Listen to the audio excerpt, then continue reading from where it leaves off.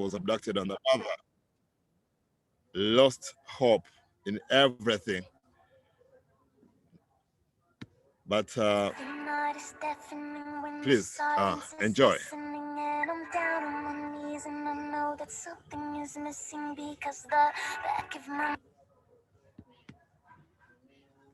Mind is holding things I'm relying in, but I choose to ignore it because I'm always denying that I'm a bit of a manic when it's not as a planet, cause I start losing my head and then I get up in a panic. Remember when we were kids and always knew when to quit it? Are we denying a crisis through love? Scared of admitting it, I don't want to know. I just wanna run. I'm trying to get to share the screen so that you can be able to relate with believing.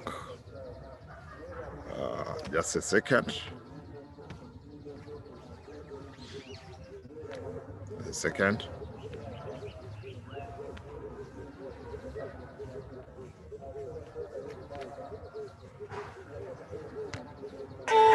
And shake off the dust that needs to roll.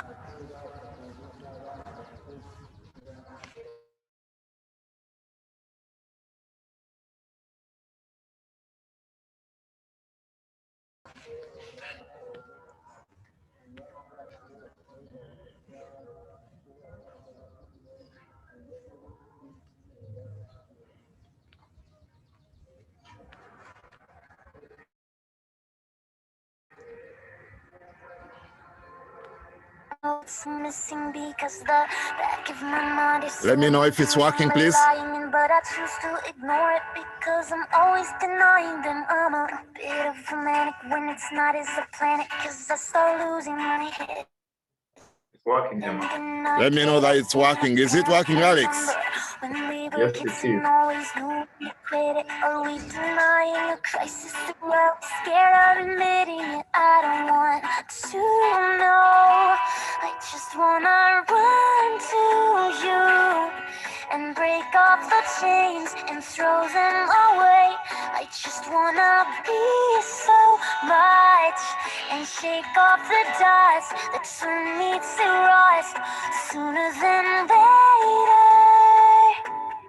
I need a savior. I need a savior.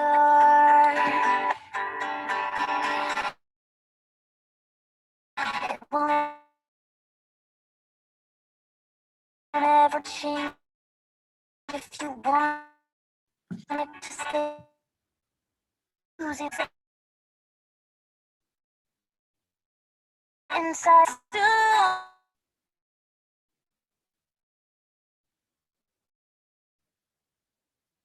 Know how much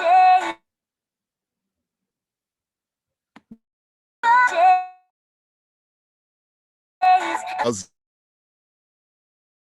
very many sharing fun.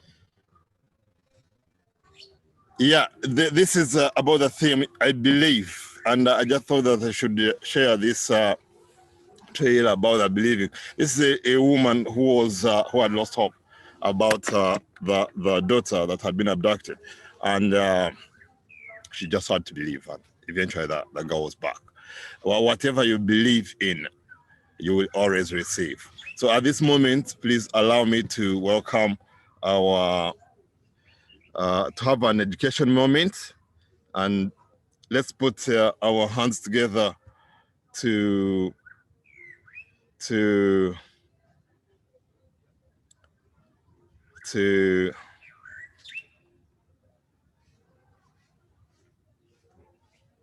Moses.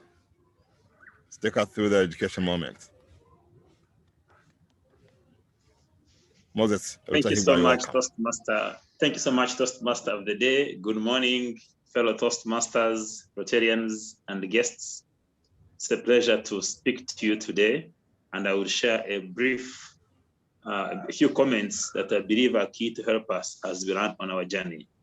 Today, I will speak to you about understanding your audience and knowing your audience.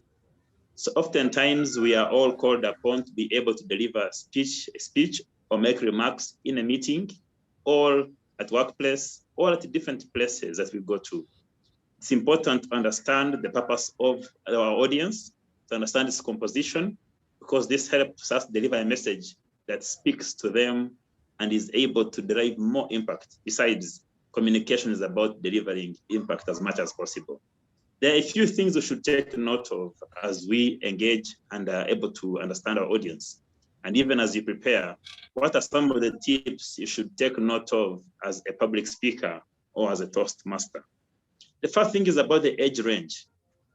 A speech that speaks to adults is different from that to the youth, and even is different from children. I give special respect to teachers who teach in Sunday school on how they have to tone their voice to be able to relate to the people they are speaking to.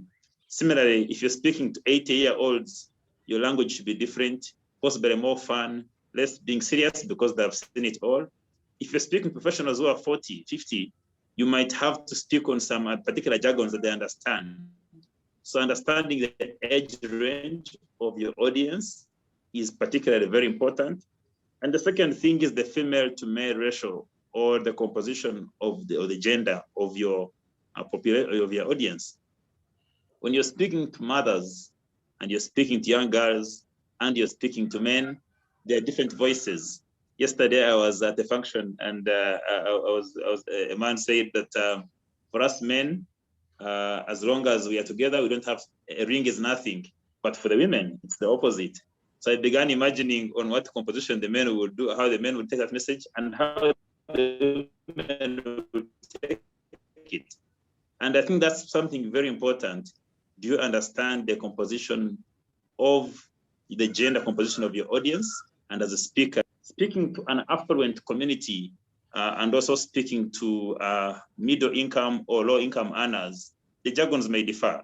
If you're speaking about Bugatti, you're speaking about a Mercedes, you're speaking about a Tesla, to somebody who can't afford the meal a day, then your message becomes irrelevant to them at that particular time. Sometimes it could be to derive inspiration, but maybe sometimes may actually take them away from you, and you feel as if you're not meeting and reaching their standards. So taking note of the economic situation or circumstance of your audience is very important at any level you go to.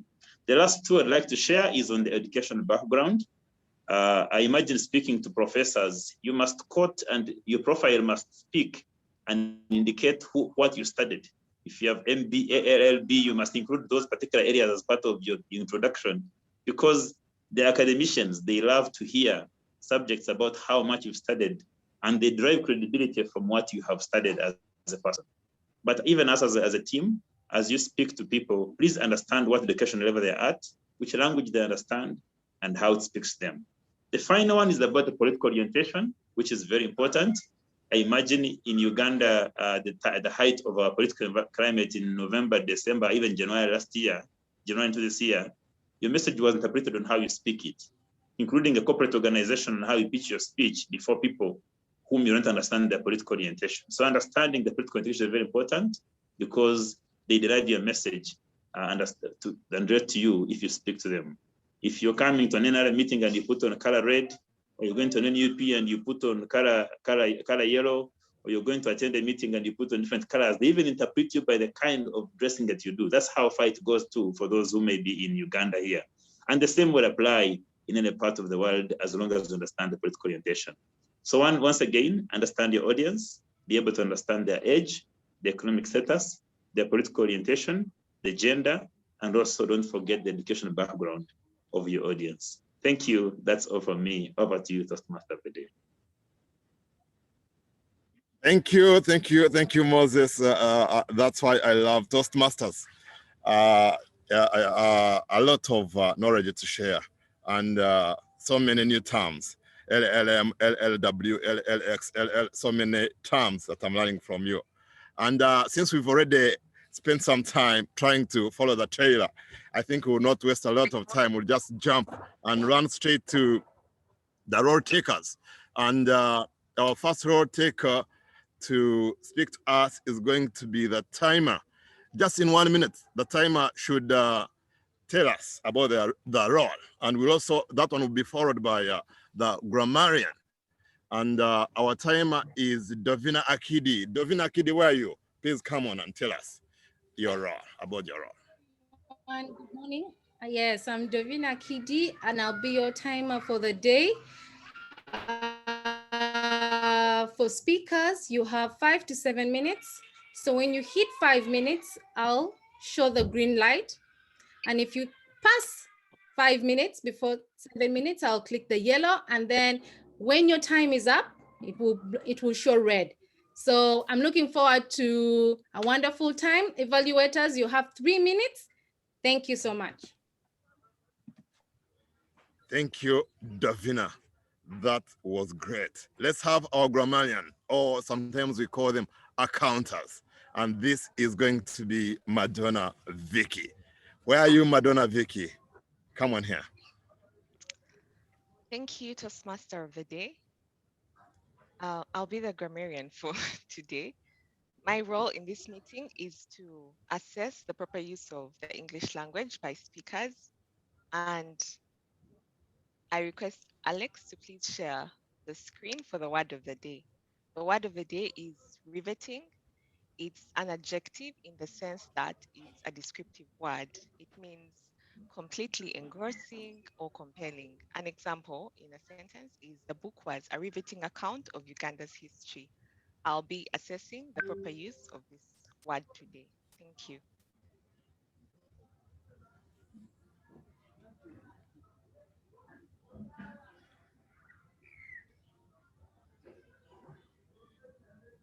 Are you done? Yeah. Can you?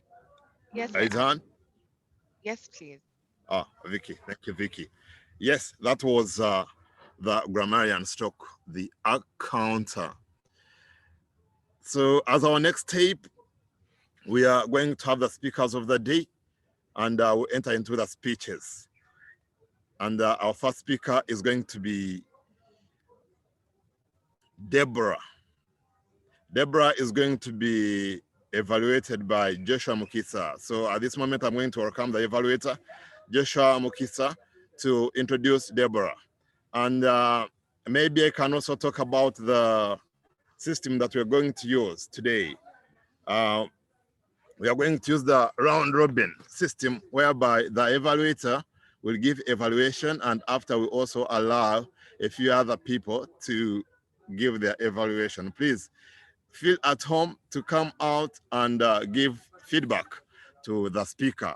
In Toastmasters, we are here to learn, and I know that this one is also going to improve on your listening skills.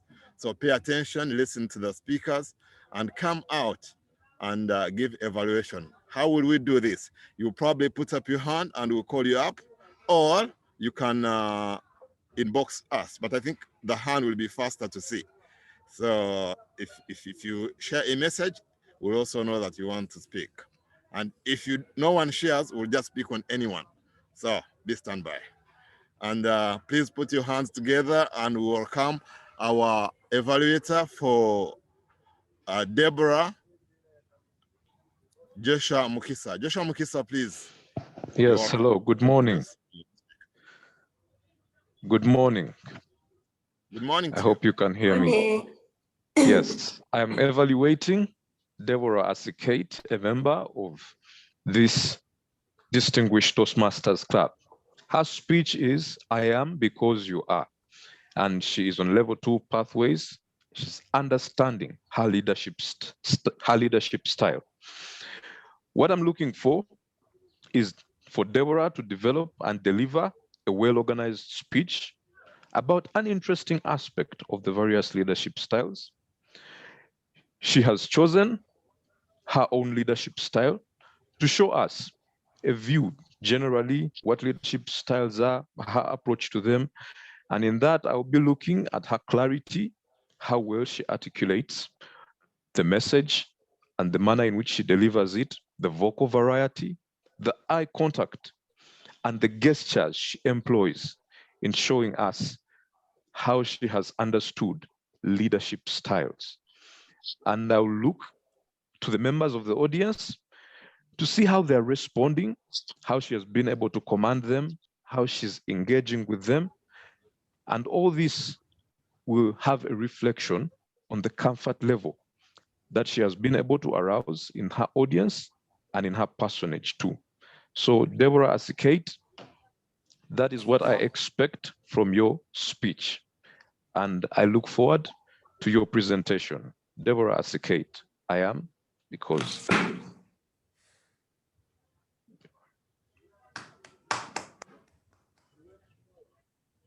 I am because you are.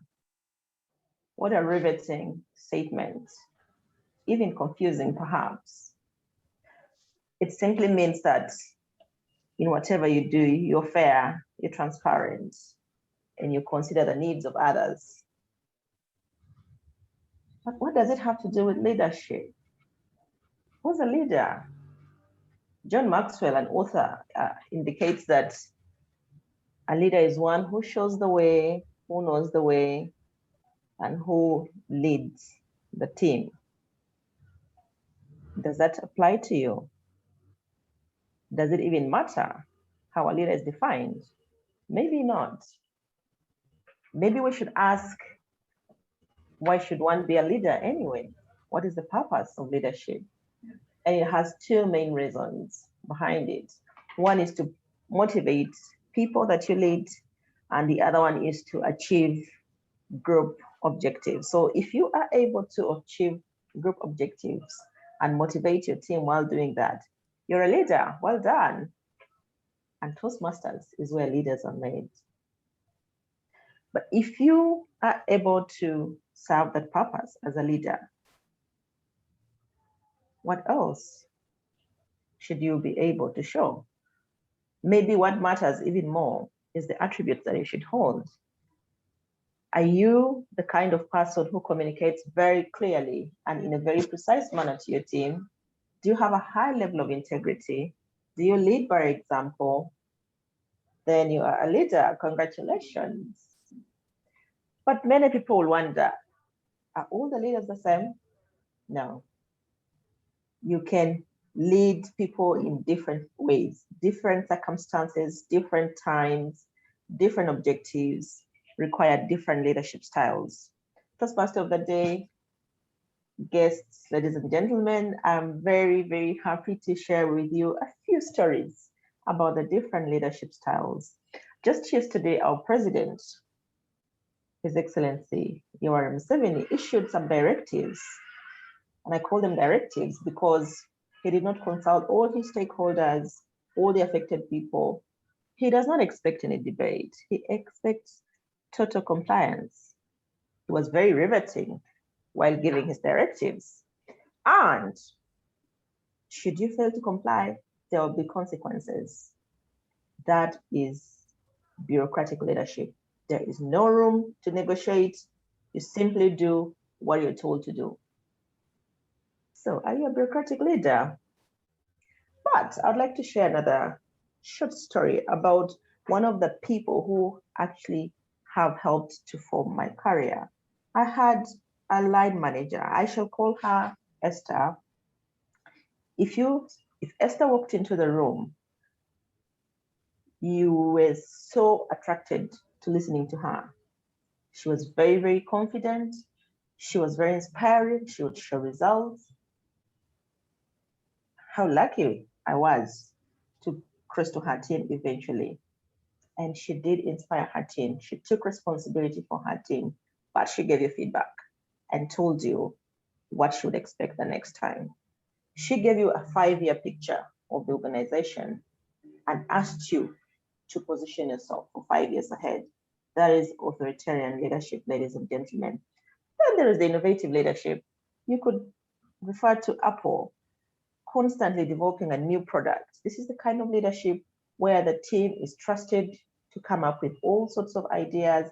The ideas are respected, and it's very, very applicable when there is a complex situation. So that is innovative leadership. But then there is one of my favorite leadership styles, which is the pace setter. 2 years ago, I joined a new role, and my line manager basically traveled, inducted me for 2 weeks, and said, here's the project document, make it come to life. I don't care if you go to work 8 to 5, I don't mind who you meet, just make sure it comes to life. He only came 18 months later to set up a program for the next phase, because this one definitely came to life. This approach is only useful if the team is highly experienced, and so you need to use it with caution. If you over-delegate, the trust could be abused. Then there is a very famous leadership style. Democracy is governance by the people, for the people, of the people. And I'll tell you about a colleague of mine. If you ever ask for a document, a decision, they'll always say, oh, I've sent an email to the ministry. I'm consulting the stakeholders. I'm waiting to hear from so-and-so.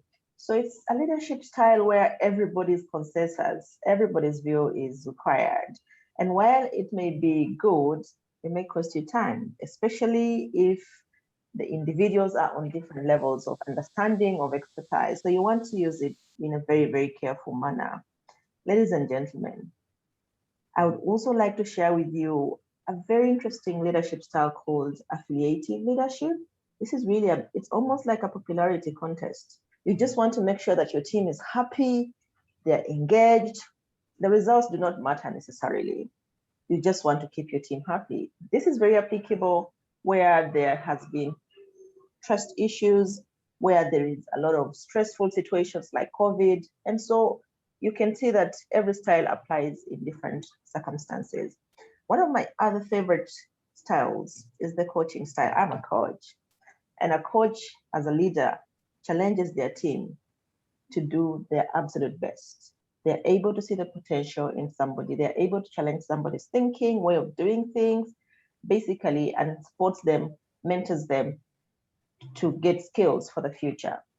Please be aware, this style is only useful if the other party is actually very interested or open-minded. Have you been to a station or a team member? Have you had a team member who says, no, we've always done it this way and it's always worked. I don't know why you're introducing this. Ladies and gentlemen, be mindful how you use the coaching approach. But which one is the most appropriate approach, you might ask? Like I said initially, different situations require different approaches.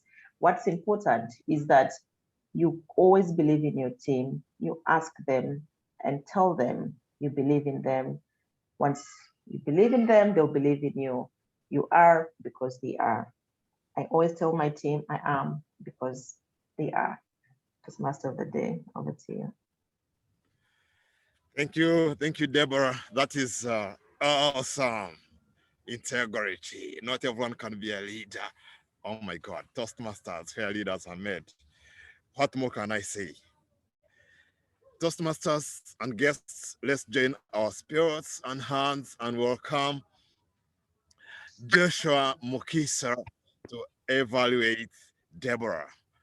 That was very good on my side. Deborah, as a Kate. Yes. What a fantastic speech. It is absolutely riveting. The eye contact was great. I noticed throughout your speech, you paid attention to the people you were addressing, and your eyes were always on the screen. Your clarity was excellent. You showed us the various types of leadership style, and you explained a leader motivates, communicates very clearly. The audio quality was just pitch perfect. Your visual ambience was clear. I absolutely loved the way you had organized and prepared yourself. You even showed us the various ways in which these styles are employed. You have highlighted bureaucratic leadership. There is no room to negotiate.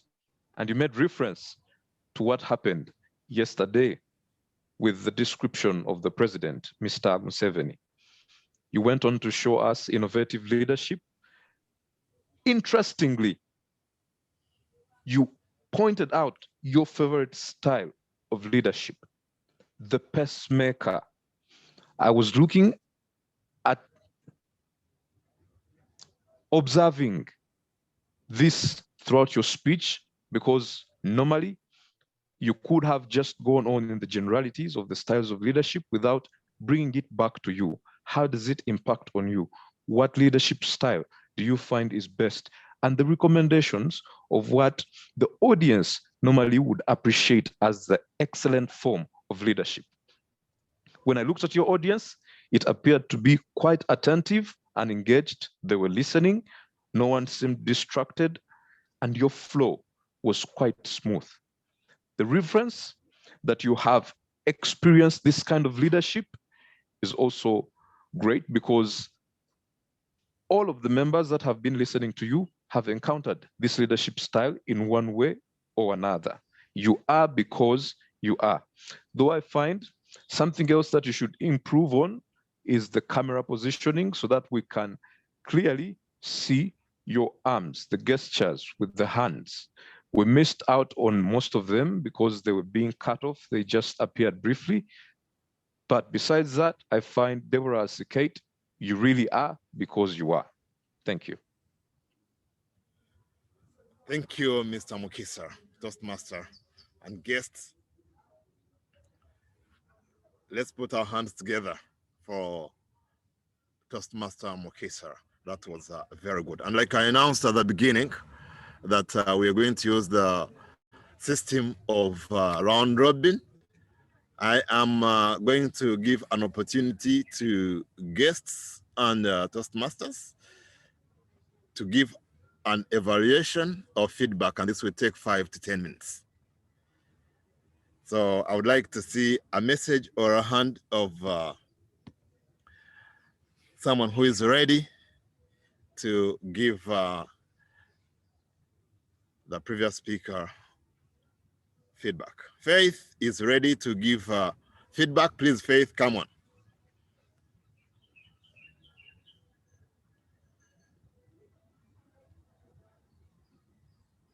Faith, are you there? Thank you, Emmanuel. Yes, I am. Can you hear me? Yes, I can hear you. Well and clear. Great. Lovely. Thank you, Emmanuel, and congratulations to you, Deborah, on such a riveting speech. You had me hooked from hello. I enjoyed your speech. It was very structured. I thought you delivered it and were confident in your delivery. You were able to articulate clearly the different leadership styles and give examples of bureaucratic, authoritarian, innovative, pace setter. Your speech was structured with a clear introduction, body, and conclusion. So very well done, Deborah, on meeting your speech objectives. What I think you could have done differently is you delivered your speech in monotone. I thought there were opportunities for you to use vocal variety in expressing, even starting from the point of the quote of John Maxwell, knows the way, shows the way. In expressing the president's speech yesterday, there was an opportunity for you to up your voice and, just use a higher pitch in expressing, just the manner in which he issued the directive. There was an opportunity for you to use vocal variety, even in, the example of your manager, Esther, and the delegation and the trust that was built in that regard. I believe as well, you could have thought through, or you should explore even for your next project, the use of props in your speech delivery. Props are one of the ways to make your speech memorable, and there were opportunities as well with this speech to make it work. So do consider it for your next project. Your key takeaway and your ending, I thought as well, could have been stronger for us to have, because that's while I was still engrossed in the speech, suddenly it ended. So also just to think through a key takeaway for the people on your speech. I liked your quote of always believe in your team, but you could have thought of maybe ending with a question, maybe ending with a quote, but just making it very strong. But otherwise, great delivery, excellent speech. You were well prepared and you delivered it with confidence, and it was very well structured. Thank you. Thank you, Faith, for that feedback. And I can see Deborah is really excited about it. Can we have our next evaluator, someone who would like to give feedback or evaluation to Deborah? Please come on. And if we have nobody, I will just choose randomly. And we'll be very happy to have a visitor or a guest giving evaluation as well. Angela's hand is up. Angela, please come on and give your feedback to Deborah. Thank you, Mr. Toastmaster. Deborah, what a great idea with your leadership skills. I am because you are. One of the great skills in rhetoric is we always start with a hook, with a volume. Again, bringing in your voice. Start by saying, I am because you are. Stop. The power of the pause is one of the greatest tools that we have in speaking, because we're thinking, okay, what do I do? What are you going to tell me? Throughout your speech, you gave a lot of lovely examples, yet I will admit that halfway through, I started to get a bit jumbled up in the way you were thinking. It was well organized. I'm not saying that. I think that as an improvement, may I suggest, list the leadership styles. Tell us, we all a blend. You could say, I am this.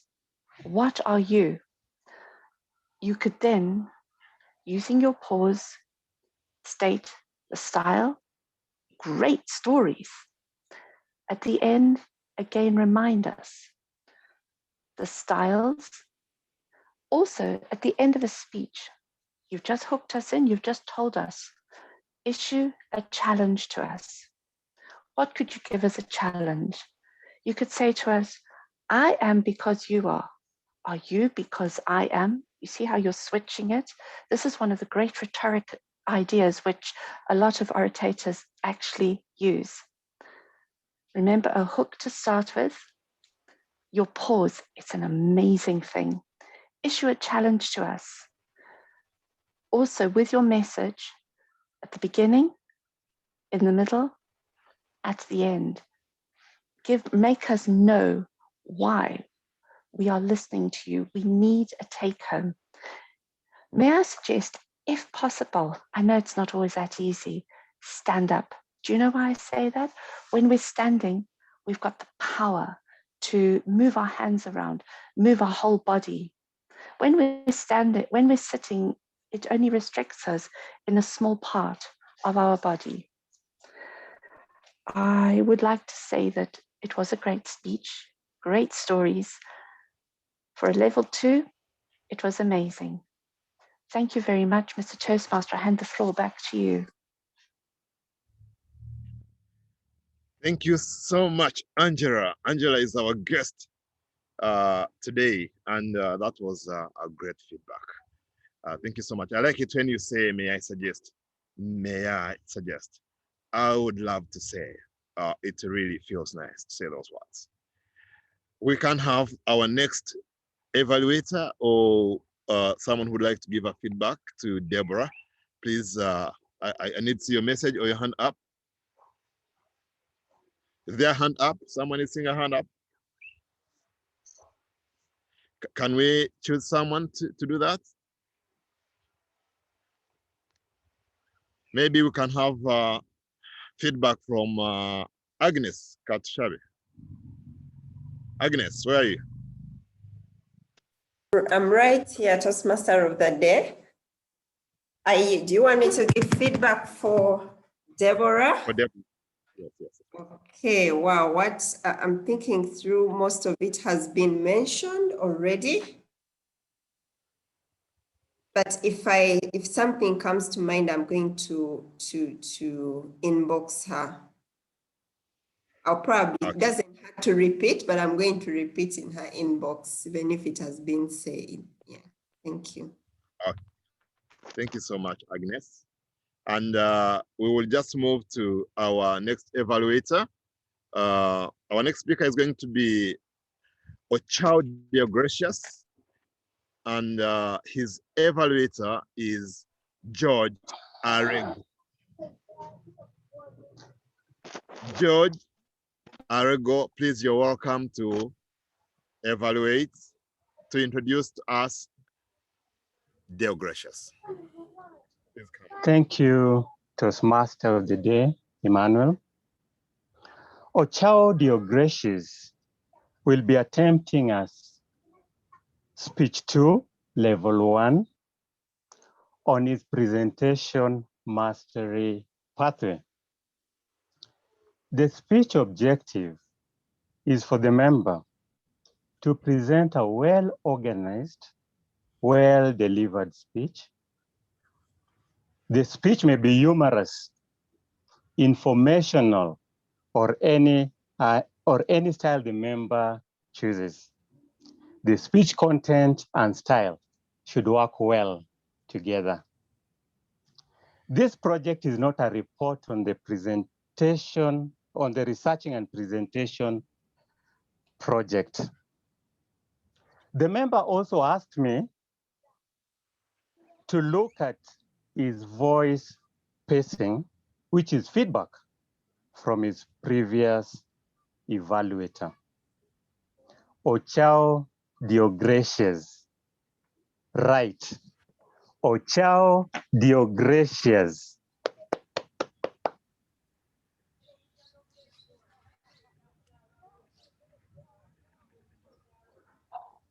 Premise. 129 million books were published and written, according to a report done by Google in 2008.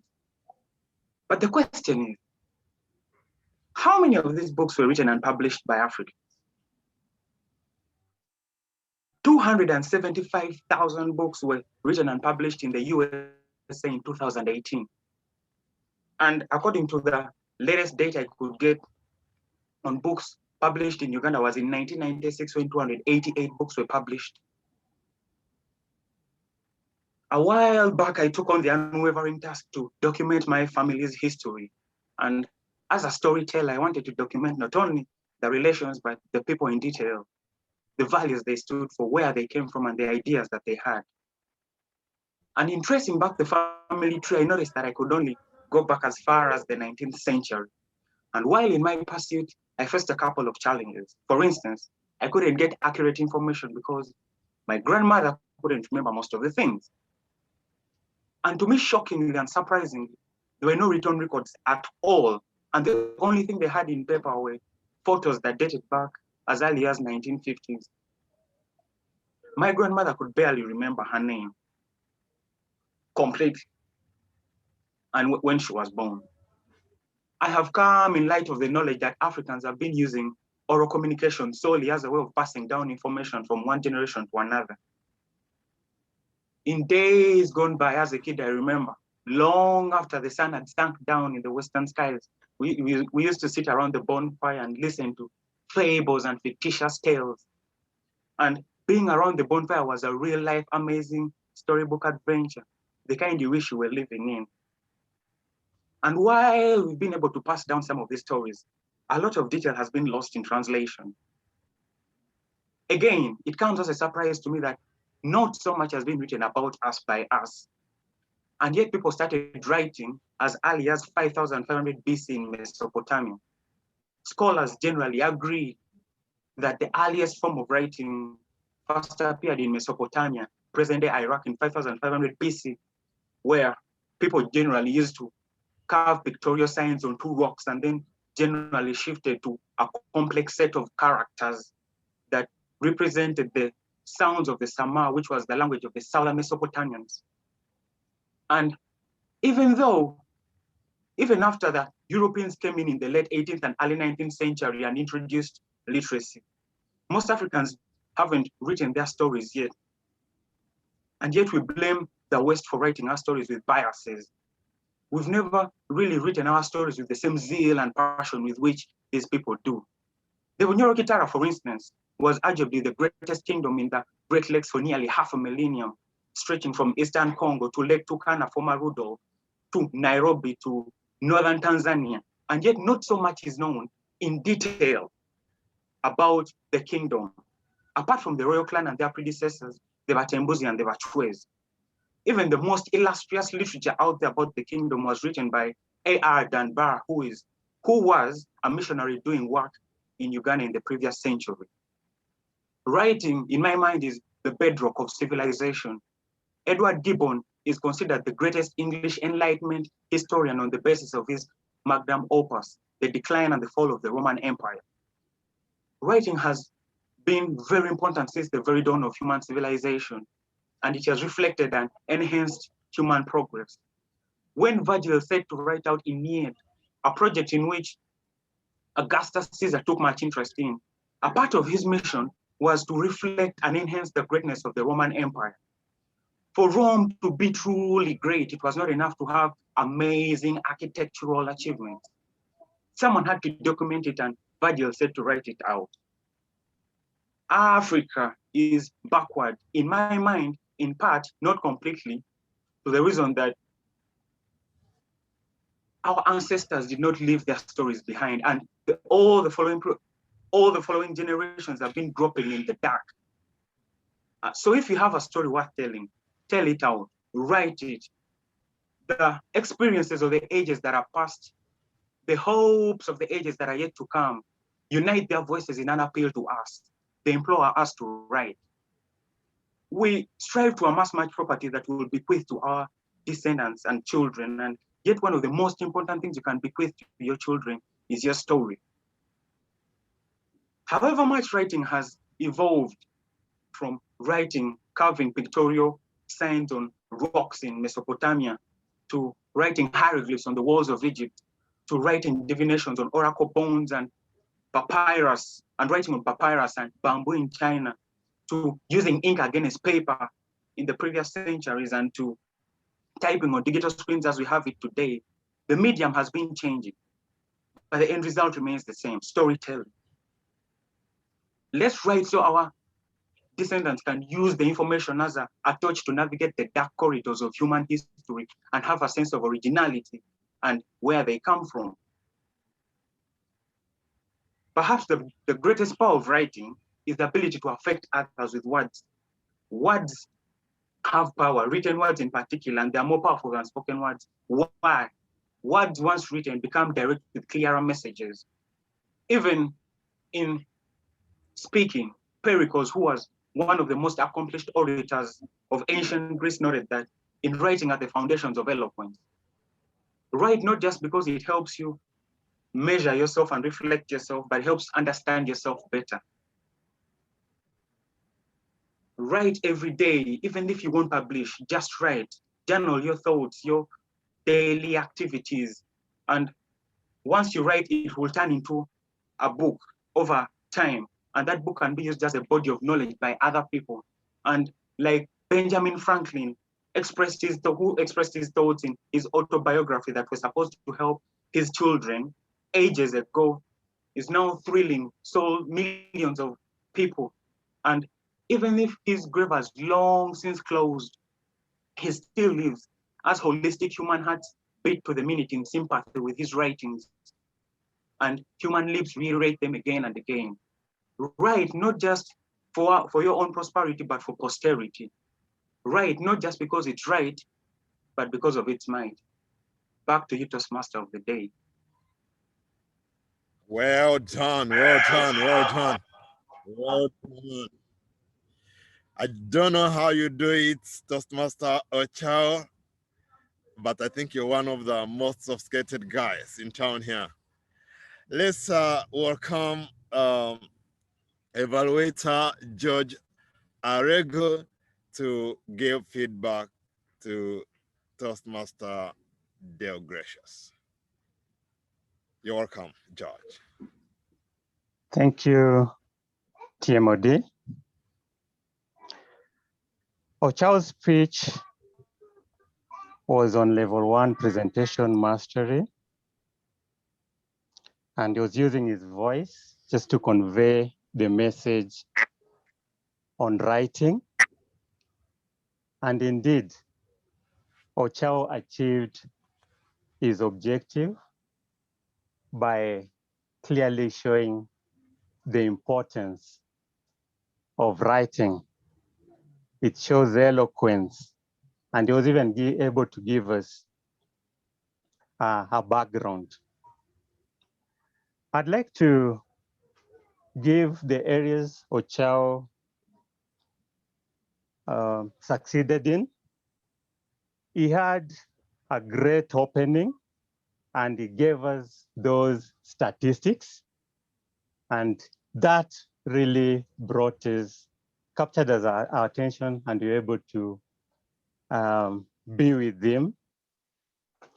Another thing I liked about his speech was on the content. It was so clear, the start, the body, and the closure. It was a very logical kind of approach. And I'd also like to congratulate him because writing is something which also interests all of us. On the areas I'd like him to, Ochao, to think about is on spacecraft. I realized that he was transfixed. He was just standing on the same place. And by moving to the left, to the right, up to the front, his speech could have come out much better.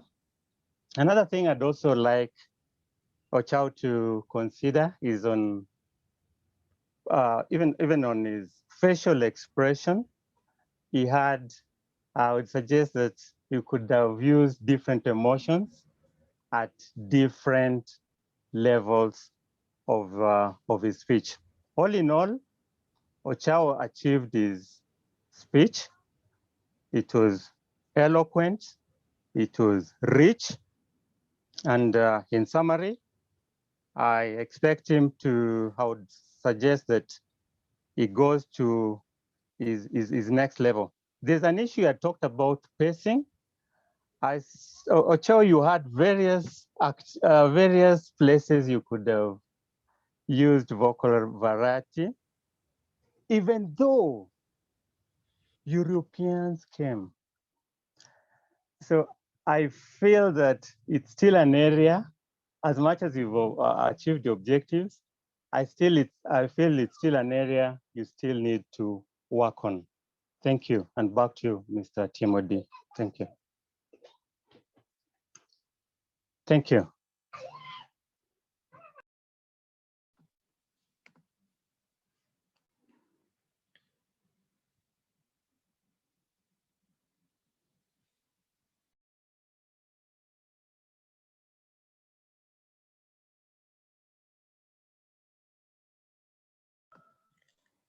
Have we lost our TMOD? Emmanuel, are you still there? Okay.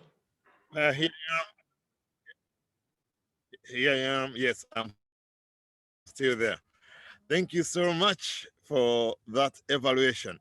Like we said earlier, that we are using round robin, and you know, this is very good for you, for everyone here, since it improves your listening skills as a part of our mission as Toastmasters. So I would like to see who is ready. Alex. Alex is ready. Please come on. I think I'm put her names first. We go with Madam President. Okay, thank you so much, TMOD. And Ochao, wow, what an intriguing speech. You really caught my attention just from the title itself, right? And I was imagining, what is he going to talk about? And you clearly brought it out well. You showed us how you love to write, and your storytelling techniques is out of this world. I loved the way you balanced the statistics when you were narrating your speech. You told us about the Egyptian civilization and how they were writing on papyrus mats and all those things. And I thought you did quite good research on this speech. The only part that I would like to say that perhaps you could do differently is your putting in pauses. I thought you were too fast. The speech was amazing, but then you didn't give us time to like take in because you were very fast. So pacing and putting in some pauses in your speech for the next one will be quite amazing to take it to the next level. Otherwise, I really enjoy and I always look forward to your speeches, Ochao. Well done.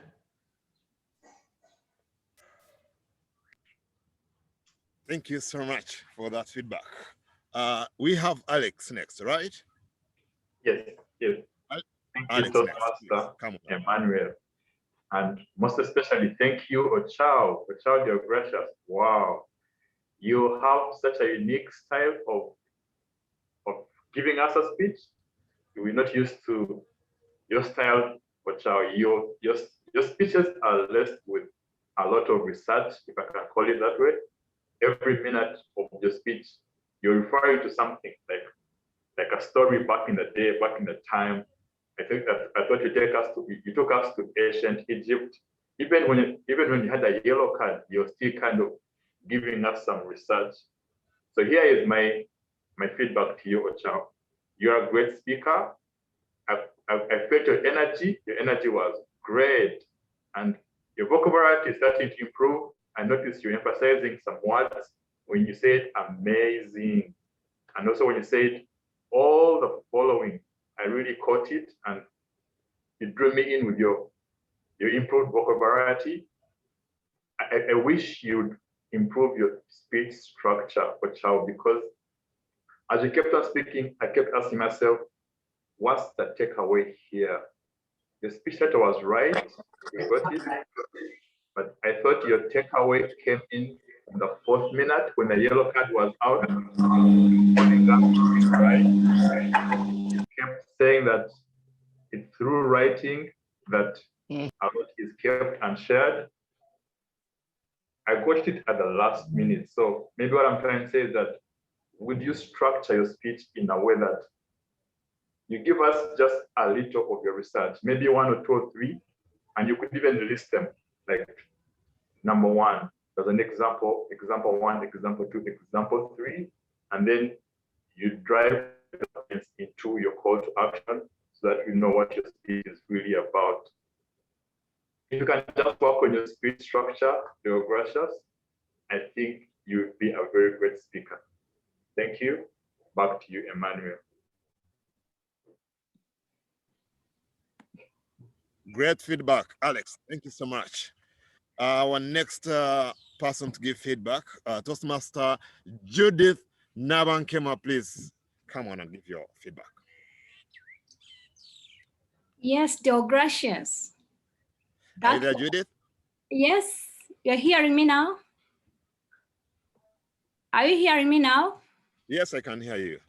Okay, dear gracious. Yes, I can hear you, Judith. Go on. Okay, that was a well-researched speech. Like Alex has said, and our President Anne, that was really well-researched. Unfortunately, I did not happen to start off with you. My internet was poor. But along the way, I realized that the content, as much as it rhymed with the title, I lost connection. I could not pick from which part of the speech you're connecting from this part or to the other part. The pace was really a little bit high, just like Alex said. I think pauses are very good. They help you to make clear transitions. Another thing is where the gracious you may improve is that your vocal variety, because you had a lot of opportunity for you to put your vocal variety in use. For example, when you talked about right, because you had a point that you're emphasizing. If I were me, I would say, right. There is a pitch, a volume emphasizing a point, right? Then you pause a little bit every day, right? Every day, because you're telling us to write every day. So you had to raise your tone a little bit and then give us time to understand writing. Then you say every day. Another thing, where you may improve is body gestures. When you talked about Africans being backward, I would love it if you have said African backward. You see, there's that facial expression. Are we really that backward? You know, you're communicating something about backwardness. Another point is where you may improve Deo Gracias. Like your evaluator said, I noticed that as much as we are in the same position, but your body kept on moving forth and back, that could be a distraction from us, the speakers, and could easily be disengaged. I think that was some point that is very important to put under consideration for your next speech. Otherwise, your speeches are really awesome. I've never experienced such speeches before. They're really different. Your research is really something. Well done, Deo Gracias. Toastmaster. Thank you, Judith. That is great feedback. And our next evaluator is Angela, who is our guest. Angela, please, you're welcome to give your feedback to Deo Gracias. Thank you, Mr. Toastmaster. Deo Gracias, I think I did hear you once before. You had amazing content. I think you actually tried to fit 2 or 3 speeches into one. Amazing content, yet it's too much for us all at once. I want to say to you, if you're going to give that much content, try and reduce it to at least 3 or 4 points. Are you talking about reading? Are you talking about writing? Are you talking about passing the stories down through the family? This reminds me of a speech I gave probably a few months ago at my own club.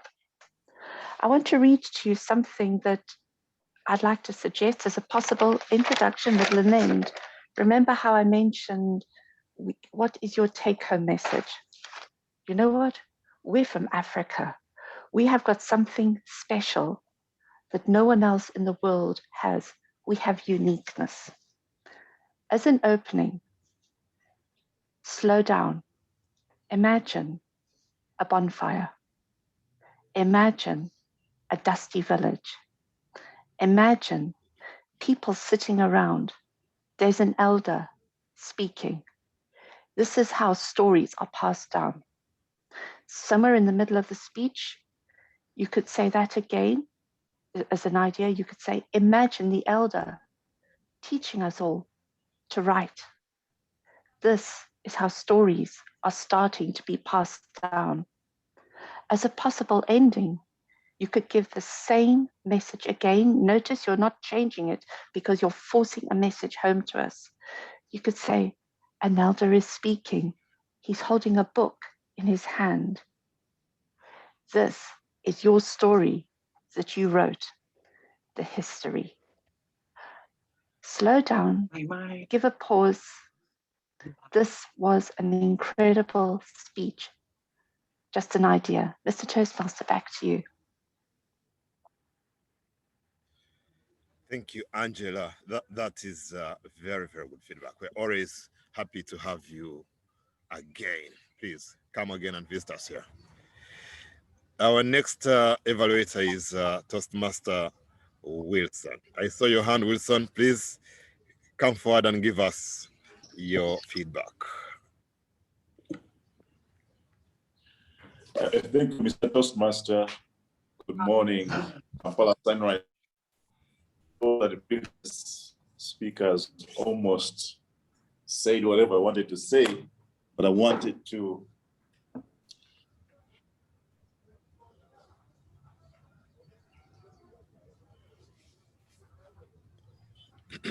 my network stable? Can you hear me? Yes, I can hear you. Okay. Dell did a great job. I liked his speech. He spoke with power and confidence. That is one of the greatest attributes of great speakers. Needed to have to follow his ideas. One thing I wanted to suggest is that if you can adopt a conversational style because he seemed to have crammed his speech. And at one point I thought he was reading it. So just imagine you're talking to me and telling me a story there without cramming whatever you were saying. That could have been a better speech. Over to you, Mr. Toastmaster. Thank you, Wilson. Thank you so much for that feedback. Without wasting any more time, we are going to move to our next speech. And our next speaker is Toastmaster Joshua Mukisa. Toastmaster Joshua Mukisa is going to be evaluated by Agnes Katushabi. Please allow me welcome Toastmaster Agnes to introduce to us the next speaker. Agnes, you're welcome. Thank you, Toastmaster of the day. Joshua Mukisa, where are you? Okay. Ladies and gentlemen, Joshua Mukisa is going to be giving a speech about understanding his communication style. The purpose of this project is for him to learn different communication style and identify his primary style. He will share the impact of that style with us as we listen to his speech.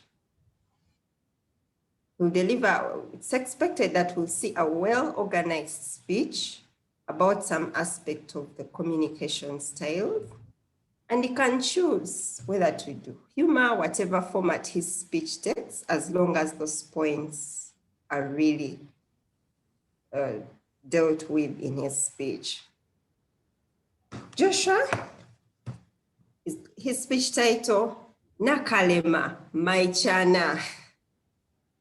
Nakalema Maichana, Joshua Mukisa, over to you.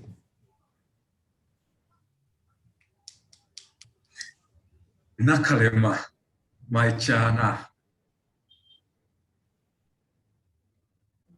My heart was always a little daunted. Still, you're all it ever wanted. Speak to it or let it go. Its fire can't be fanned. It just lays there helplessly in your hand. 4 years ago, in the month of June, on the 4th day, coming from the library, my eyes were surprised at a vision of Granda. There she was, her golden brown skin tone, encapsulated in a bright red dress, Nakalem, my Chana. I approached her to express my affection. In the supportive style, as she was falling, I held her. I told her, I will support you for the rest of my days. Nakalema looked at me and she said, support, I can always find a servant. She walked away before I could express myself. Oh, it hurt.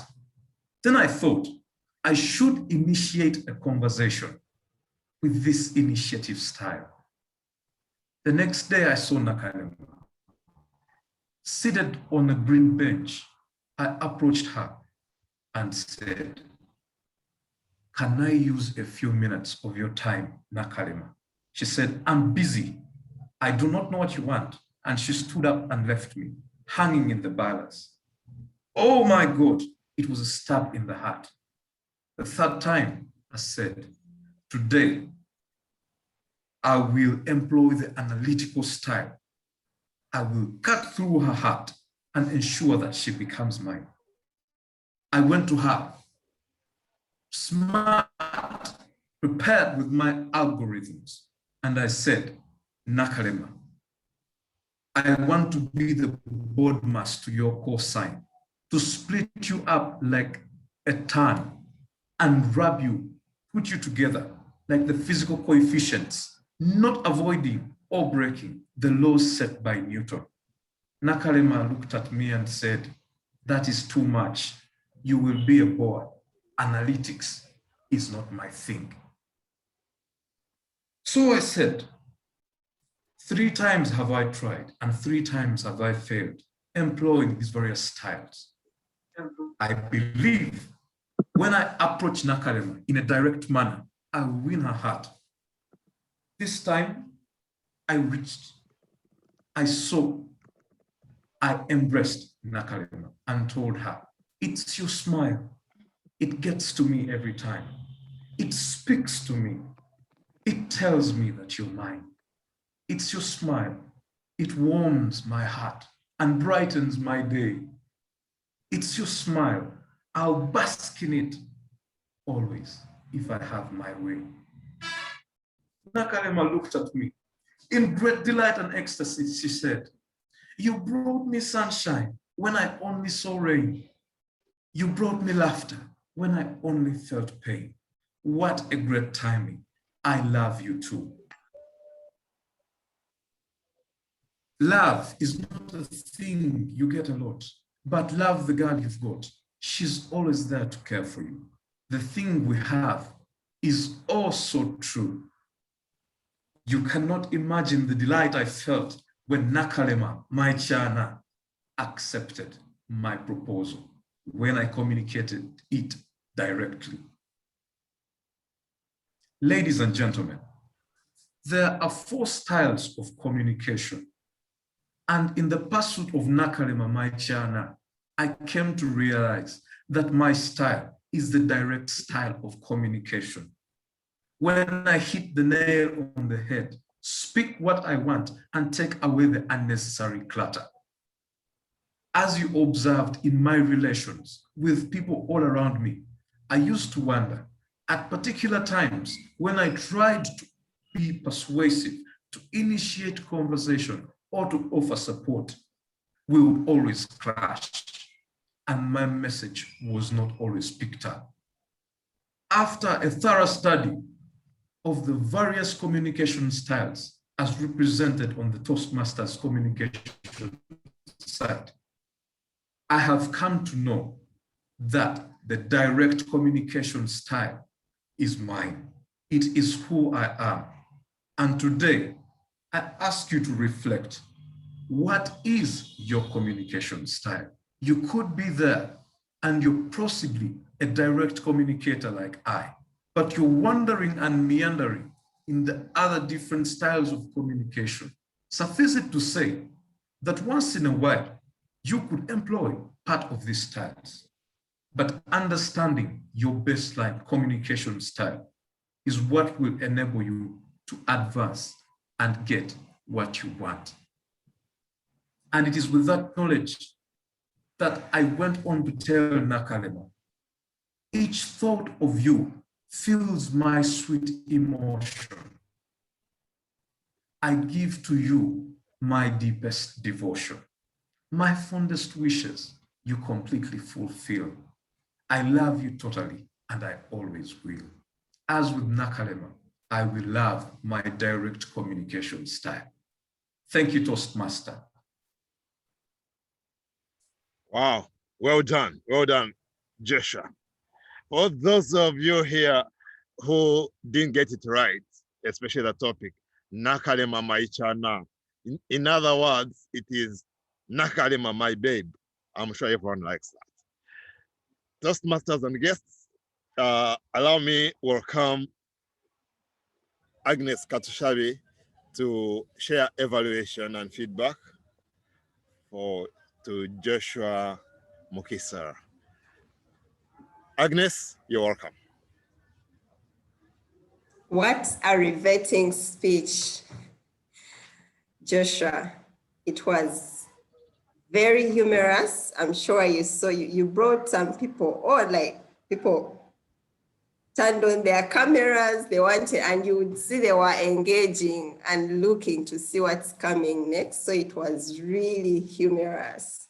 Thank you very much, Joshua Mukisa, with your channel. I liked how you started. You started talking about your channel and you paused a little bit. I thought that was a perfect pause in that moment. Now, if I talk a little more about pauses throughout the speech, there were moments when you used them very well, like the example I've just given, and then moments where you could have used them, but probably didn't use them. There's a point where you talked of, oh, my heart. And at that point, you could have, you left that point too quickly. Then you talked about a stab in your heart. Those points you left too quickly. You could have paused a little bit. And just when you're about to finish your speech, you asked us, the audience, today I ask you, what is your communication style? I thought you could have paused there as well to let us take it in. But then again, you used a pause so well when you talked about your sweet emotions, deepest devotion. And that rhyme is just so beautiful. So keep it up, Joshua. Your language, your use of English language, I'm sure the grammarian is in grammar heaven today. When you were speaking, you talked of encapsulated and so many other expressions that you use that are really so good. I noticed also some vocal variety in your speech. I wrote an example here. If I remember it, I'll get in your inbox, but yes, there was some vocal variety. We got to know your communication style, which is partly one of the main reasons you are doing this project. And it is the direct communication style. And then you also shared with us how it impacts you and your relationships and how you communicate. So that's also a takeaway for us as the audience.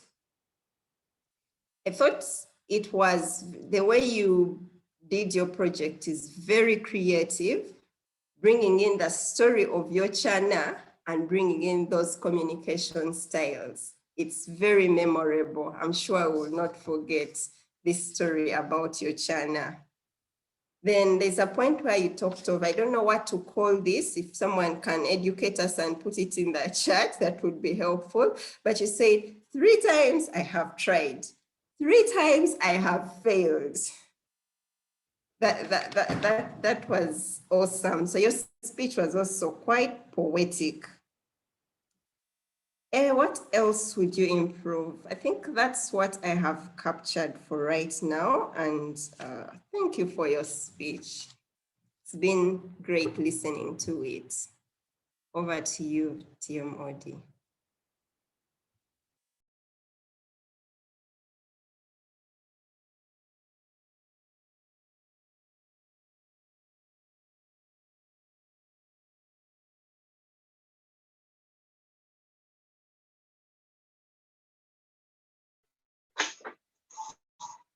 Is the TMOD here? Okay, I think he has. Okay, thank you so much. Well done, Agnes. We will have 3 more people to give feedback, and we'll start with Judith, then we'll be followed by Lucy and Napoleon, who is also a guest. So Judith, if you're ready, please give your feedback. Yes, Joshua, that was a speech delivered. If I've never understood communication styles in my past experience, today I had to understand them, because explain to us the different communication styles in a story form. That was so captivating. I really liked it at your start off. Nakarema, my Chiana. There was tone, there was emotion, there was imagery. You just took me back to those days when I had nothing to think about. But my boyfriend, oh my God, you took us on a romantic journey when you're explaining your different communication styles. There was clarity, the voice was projected so well, the transitions were really, really, really unique. You could go from one stage to the other, very clearly narrated in a story form. And I'm certain that we all learned these communication styles in a different. This was really a good delivery. Thank you so much, Joshua. What I would like to talk to, maybe an area to improve. There's one thing I captured when you talked about the supportive communication style. You said, she was falling and I supported her. Just did I supported her. I would imagine if I'm going to support you and you're falling, I'll be like, oh, I supported her. You know? The body language definitely will follow with your words. I supported her, which you did not do. Otherwise, the speech was well delivered. Well done, Joshua. Toastmaster. Thank you, Judith, for the feedback. Let's hear from Lucy. Lucy, please, you're welcome. Thank you so much, Joshua, for that beautiful speech. I enjoyed every minute of it. I'll just point to 3 things you did so well and 3 things that maybe you can consider in your next speech. So 3 things you did very well. The use of that story. Wow. Nakalema. I don't know. I didn't know whether it is the name of somebody, but eventually I got to know it is, yes, the name of somebody. But that was a beautiful story. The next thing was your voice. Beautiful. I don't know whether it's a manly voice, but beautiful, deep, and confident. Then the third thing was the beautiful use of language. Stab in their heart. You also use the tricolon, that is when you are talking about the direct communication. Reached, so embraced. Well done. So beautiful language. 3 things you could consider is number 1, when you say Nakalema, Mwichana, some of us might not know, you have a very big audience. You could consider translating that this means this, so that we are all together, even as you go on to your speech. The number 2 that you could consider is, I think you are in a dark room, your lighting is not quite well lit. If you could maybe put some lighting or increase your lighting on the computer, but it's still not lit well. And then the camera position, you could consider that. And then finally, in the call to action, I think that apart from identifying your own style, which was a direct communication, you may also say that you also need to identify the communication style of the person you're speaking to. And that is why Nakalema was able to actually take your message across. She was also a direct communicator because she was also not able to get your other styles of communication. So that's the other call to action, that as you identify your own communication style, you also need to identify the communication style of the other person, because that's the only way you're able to meet at their own communication style. So well done, great speech. I enjoyed every minute of it, and congratulations. Back to you, TMOD.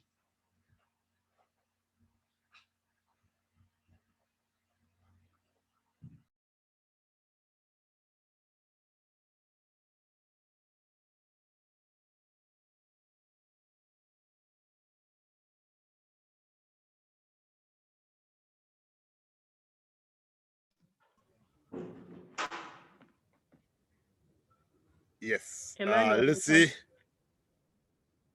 you can hear me? Hello? Yes, yes, we can. You can hear me? Good. Thank you, Lucy, for that feedback. Well done, and we'll be looking forward for more of that kind. Please allow me invite our guest, Napoleon, to also give his feedback. Napoleon, you're welcome. Hello, good morning. Can you hear Good me? morning. Yes, we can hear you. Okay, thank you. Forgive me for not recording a video. My camera is not working well. However, I want to congratulate Joshua upon the speech he has given, the romantic speech gesture that flew very well. And I think what I loved about his speech in particular, he was mixing languages and quite inquisitive, whereby you'd want to know what does Nakalema mean, what does Chana mean, you know, that makes you want to dive more into the speech. However, at one point I felt like he's reading a speech. I don't know if I'm taking it wrong, but the way he was reciting the words 2 by 2, and it was flowing on the same flow, felt like he was reading his speech. If he could recite the words, putting in more emotions, if it's romantic, you know, I was stabbed. You try to paint a picture with a voice that you were stabbed, because we, the listeners, want to feel that pain that you were stabbed or you were falling. I was falling to the ground. Let us feel the action of your wording, that I was falling to the ground and she grabbed me up. You know, I tried 3 times. I tried 3 times. I failed. If you tried, that is more of a high end reach out. Then 3 times I failed, that's more of a low end reach out, which would make it more visionary to us as the listeners. However, I love the speech. It was romantic. It brought back to the days of romance, and the word of Nakalema, my Chana, would want to make me dwell more on who is Chana. How does Joshua describe the Chana? You know, which was something good. However, I want to thank you so much, Joshua, for the speech, and I congratulate you. And I'm happy to be part of this group. Thank you so much.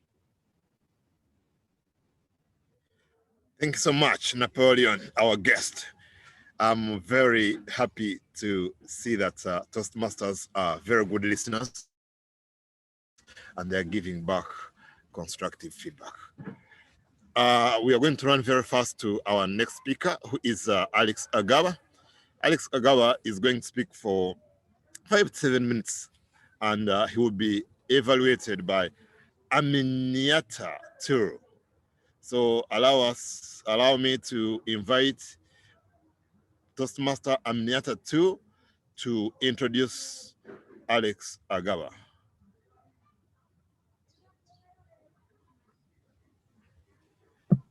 Sorry, Emmanuel, Faith is my backup evaluator. Faith, take it away. Yes, Alex is evaluated and unable to make a meeting, so I'm happy to step in. Alex, our trailblazer Kampala Sunrise member. For those who don't know, Alex has been our VPPR. He is transitioning to the Vice President Education. He is a dual member of Kampala Sunrise and Jackpot Toastmasters in Las Vegas. Alex, he is the reason why Kampala Sunrise shines. He is the man behind the scenes. And Alex, today we are looking forward to your speech. The purpose of this speech, Level 2 Project 3, is for you to share some aspect of a previous experience as a protege. In light of your experience as a Toastmaster on this journey, I will be looking for key things in your delivery: clarity, vocal variety, eye contact, gestures, audience awareness, your comfort level, interest, as well as your topic and your personal experience. It is a speech I know undoubtedly you're going to blow us away with. So Alex Agawa, the gift that keeps on giving, the gift that keeps on giving, Alex Agawa.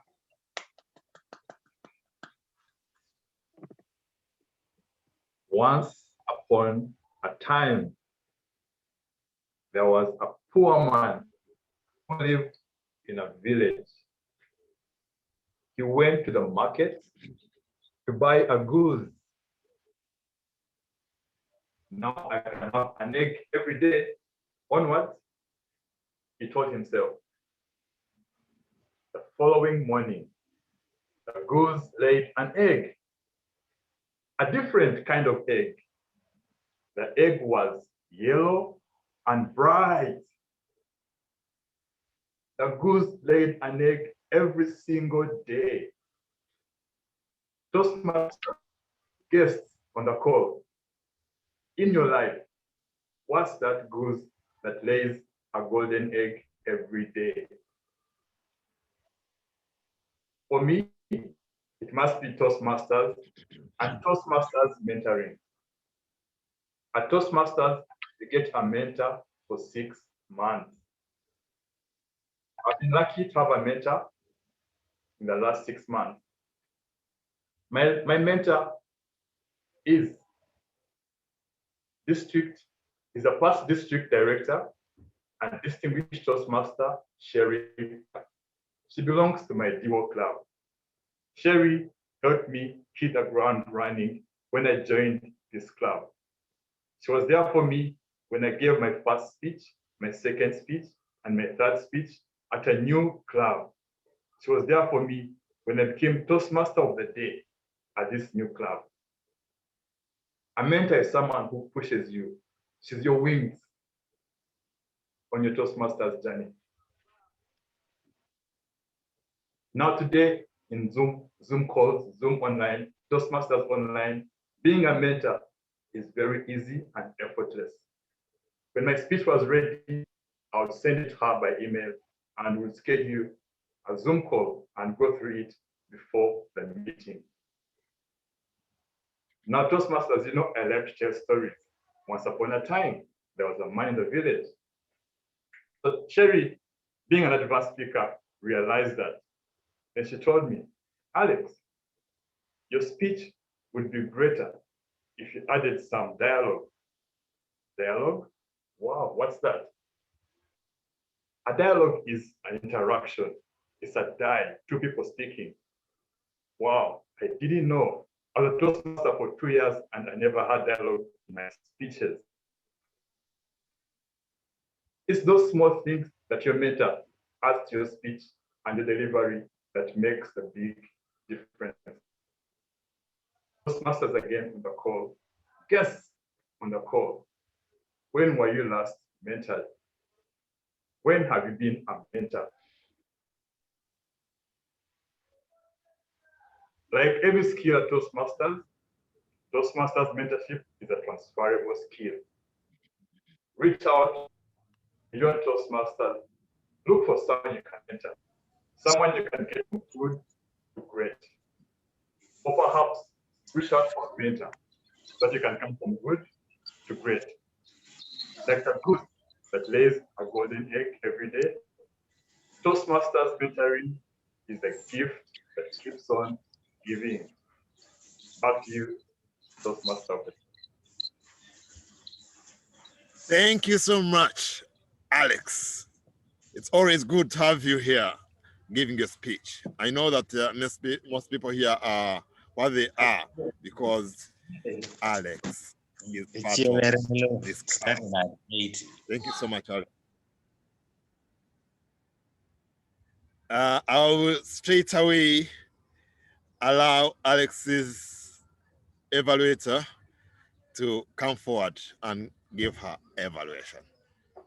Faith, you're welcome. Thank you, Emmanuel. Alex Agaba, the gift that keeps on giving. Congratulations, Alex, on this speech delivery. The purpose of your speech was to share some aspect of a previous experience as a protege. And what a way to start your speech, once upon a time.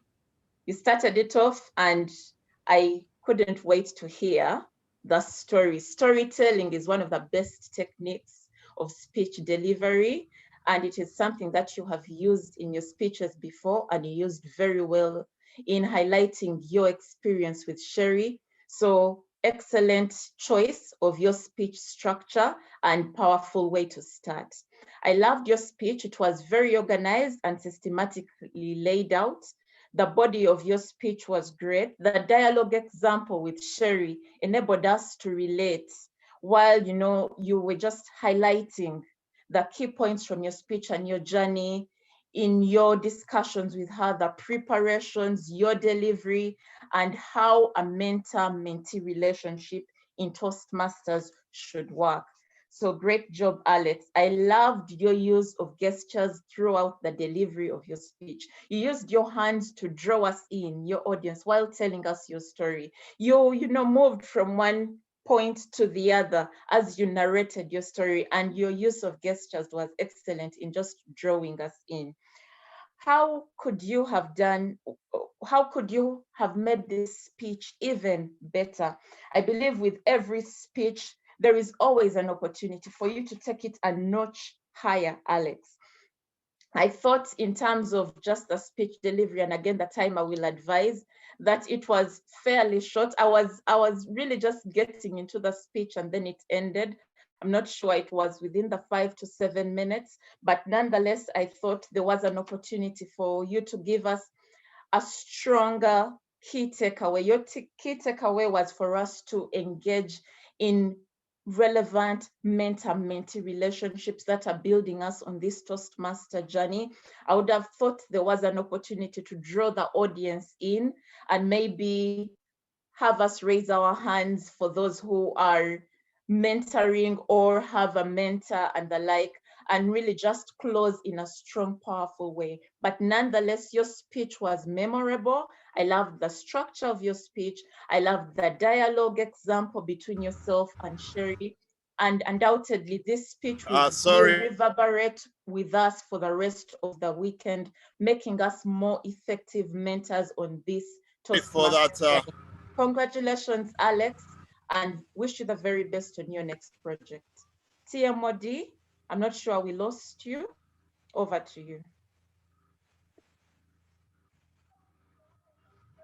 Thank you so much, Faith, for that evaluation. And in order for us to manage time, we will run straight to reports. And I would like to invite the timer. And the next report will be coming from the grammarian or accountant. So let's have the timer share the reports. Hello, everyone again.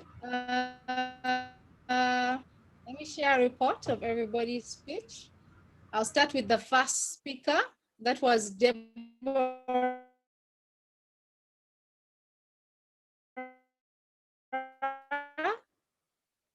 Seconds. The evaluates. Ochao Del Gracias was 7 minutes and 2 seconds. And the evaluator George was 3 minutes, 11 seconds. Joshua Mukisa, third speaker, was 6 minutes and 1 second. Agnes Katushabe as the evaluator spent 3 minutes and 39 seconds. The last speaker, Alex Agaba, and the evaluator Faith was 2 minutes, 45 seconds. Thank you. That is my report.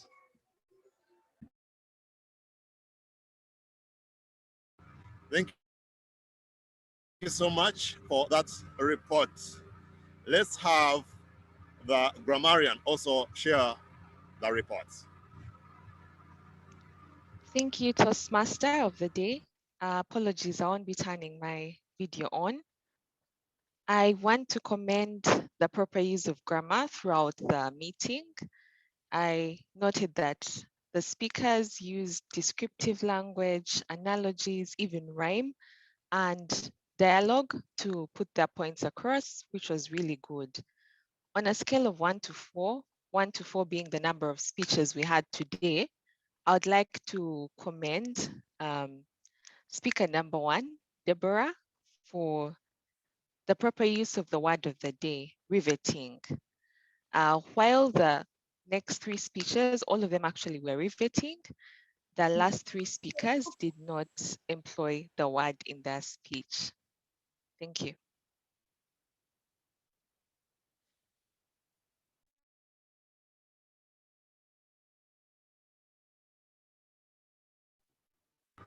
Thank you so much. I just thought that we should skip the table topics to manage time, but we'll try to do it briefly.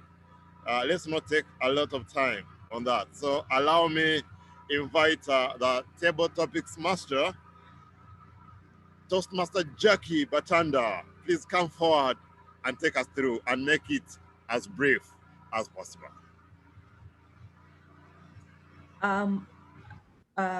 Thank you, Toastmaster of the Day. Good morning. My name is Jackie, and I'm the interim president of Come Speak at the U.S. Mission. So I'll be your table topics master today, and my role is to prepare to test your impromptu public speaking skills. So because we don't have time, I'm only going to ask one question and just pick the first person. So the key question for today is, what was the most riveting thing you learned about yourself during last year's lockdown? And let me look at the list of participants to see who the lucky person is, to get a drum roll for them. I will have Lucy Lucy is not in Uganda, right? So Sophie Ndagire.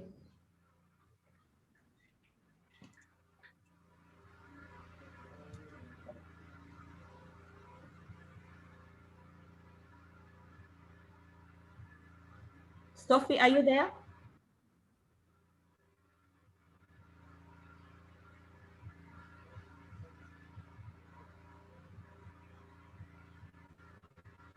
Hey, Jackie.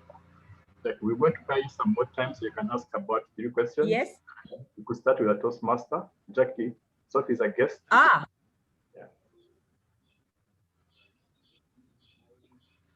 Oh, Sophie's a guest. Okay. So because people haven't named themselves, so I don't know who are Toastmasters and who are not Toastmasters. So I'll just call on to Moses, because I know Moses is a Toastmaster. So Moses, please take on the first question of the day. What was the most riveting thing you learned about yourself during last year's lockdown?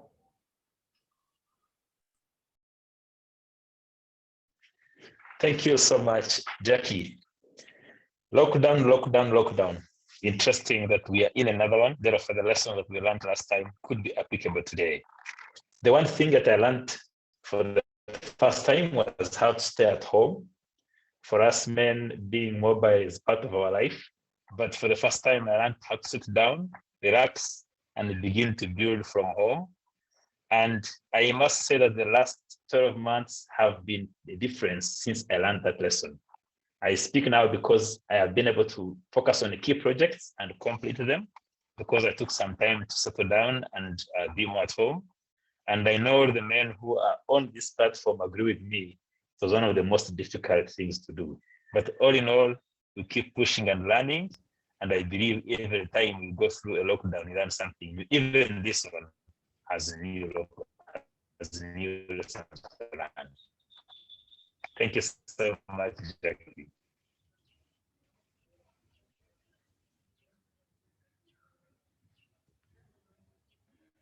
Okay, thank you, Toastmaster Moses.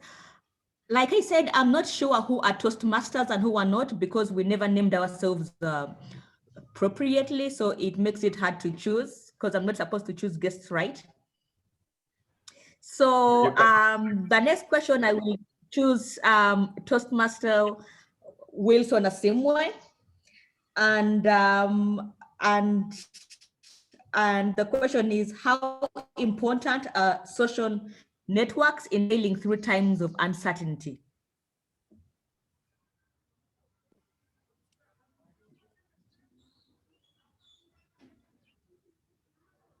Times of uncertainty. During the lockdown,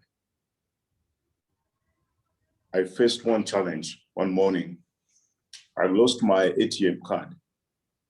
And usually it's so difficult for me to ask anyone to help me.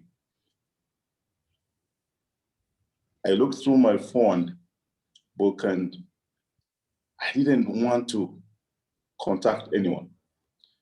But I came across a name of my research assistant. You can imagine your research assistant. I called him and said, Alex, I am Hada. I need 50,000 shillings to go through this weekend. I lost my ATM card and I can't move away from home. It was tough, but as they say, you can have help from somebody or anyone you don't expect. And this man was able to help me, take me through that weekend. It was a difficult time. The following week, I had to go to the bank, walking from Buloba up to Natete, where my branch is, to kind of sort out my network issues. And ladies and gentlemen, social networks are very crucial because you never know when you'll need help from somebody. Over to you, Jackie. Thank you, Toastmaster Wilson Asimwe. And then the last one, I believe I can now just pick on anyone, right? So knowing what you know today and looking at the situation that we are living in currently, how would you describe the difference between living and existing? So let me see who I can pick. I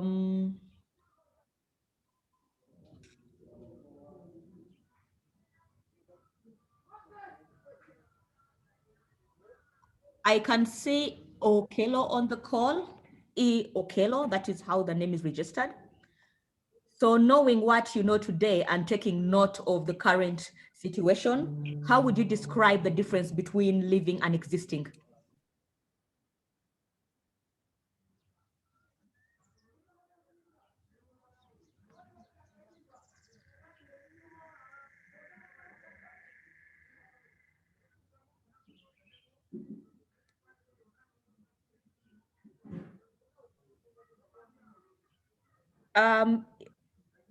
E. Okelo, I can see you, but I think you're still muted.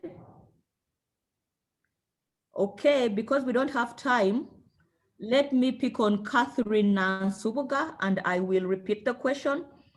Knowing what you know today and based on the current situation that we are living in today, how would you describe the difference between living and existing?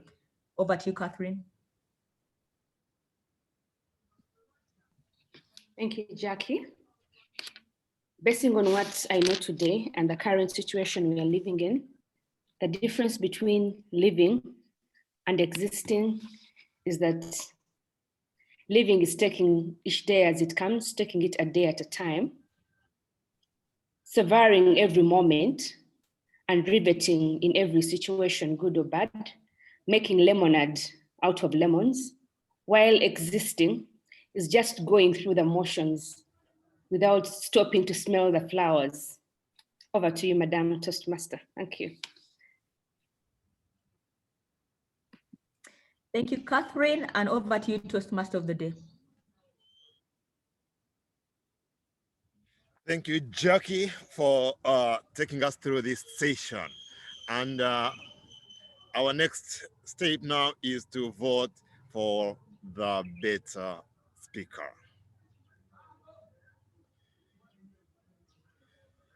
Take your time. I think our link will be shared and we vote for better speaker. In the meantime, I would like to thank you, all of you, Toastmasters, and our guests for giving me an opportunity to be the Toastmaster of the day and for sharing. I've learned a lot and I've seen the benefits of being a Toastmaster. If you're a member and you've joined us today, please welcome you again to being a Toastmaster.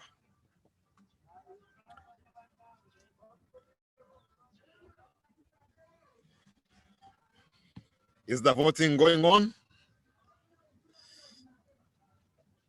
Sorry, Emma, No let's proceed to Anne. Let's proceed on. Okay, so at this time, I would like to return control to the president to give us the reports and the updates of the club. And please come on, our president.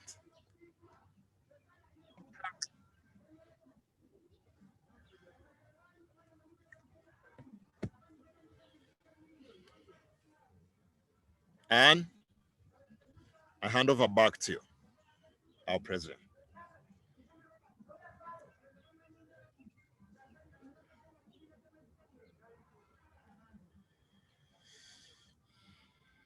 And are you there, Madam President?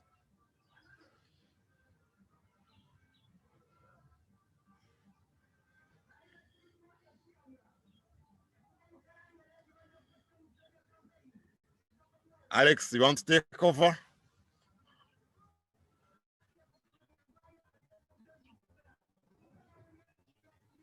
Hi, Emmanuel. I think Anne dropped off a call. Thank you for such an exquisite job you've done with Toastmaster of the Day. You believed and you came and did it. Want to thank our guests for always attending our meeting and making our meeting worthwhile. Thank you, members. What a meeting we had today. The speeches were mouthful. 4 speakers each got their round robin, and members are very cooperative today, and we can't short our time, but I like how it all happened. Thank you, Jackie, our visiting role takers. Thank you, George. I think there's another visiting role taker I might be forgetting. Our agenda really is done for the meeting. And I know today we're also supposed to vote in the remaining part of the EXCO. We have 3 members that were not voted in. We are going to name them, and then members can pass a motion and also vote what they mean as our new club EXCO members. I'm not supposed to take over this if she's back. If she's not back, I think Faith, Kathy, and I can take over and make sure it's done, and the meeting will be noted. Faith, what do you think? I agree with you, Alex. Let's proceed. Great. So our nominations for the remaining 3 positions, the first position was the club secretary, and the second position is the club treasurer, and the third position is the sergeant at arms. So nominations were received and accepted for both 3 positions. Our club secretary, Anne is coming in. We could just give her a minute.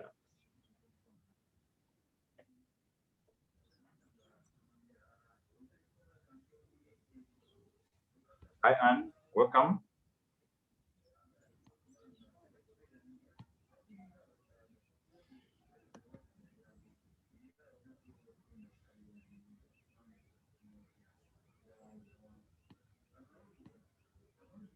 So these are the nominations for the remaining 3 positions.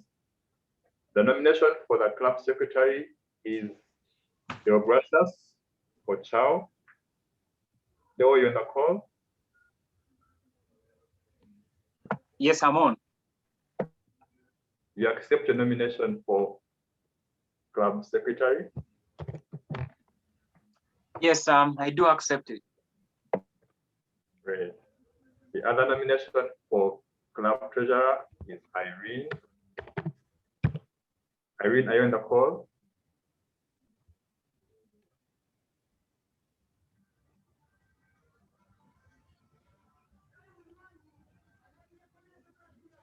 I think she had internet challenges at some point. We'll come back to that.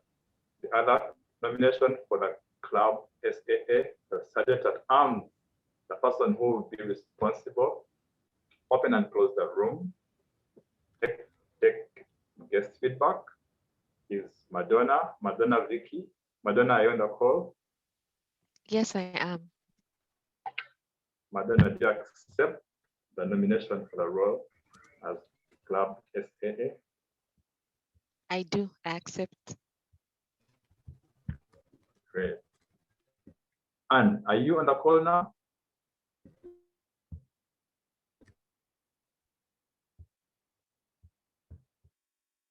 And Irene Ambassa was our nomination for club treasurer. Irene, are you on the call? Can you hear us?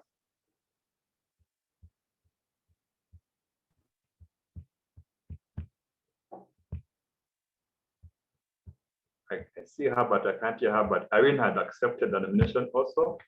So would call on a member to move the motion so that we accept these nominations. Any member?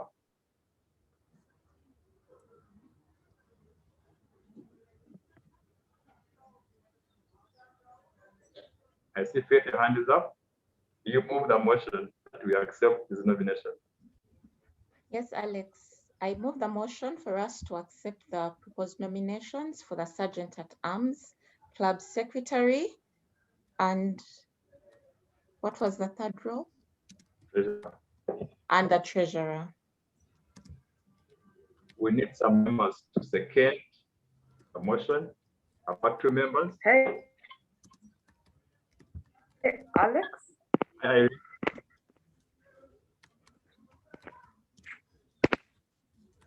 Alex? Yes, Irene, we can hear you. You accept your nomination?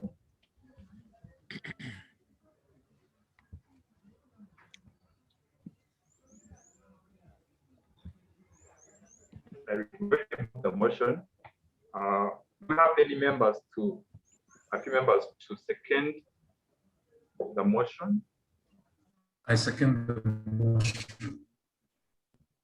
Thank you, Joshua. Any other member? Agnes, your hand is up. You second the motion? Yes, I second the motion.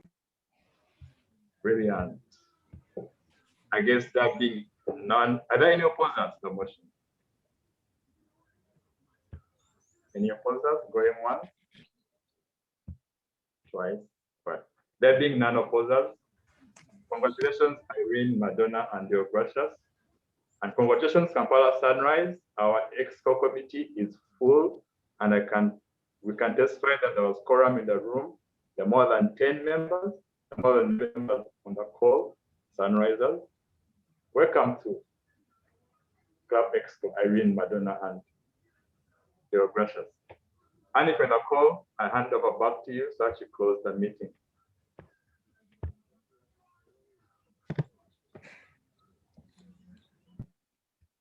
Alex, I propose you close the meeting.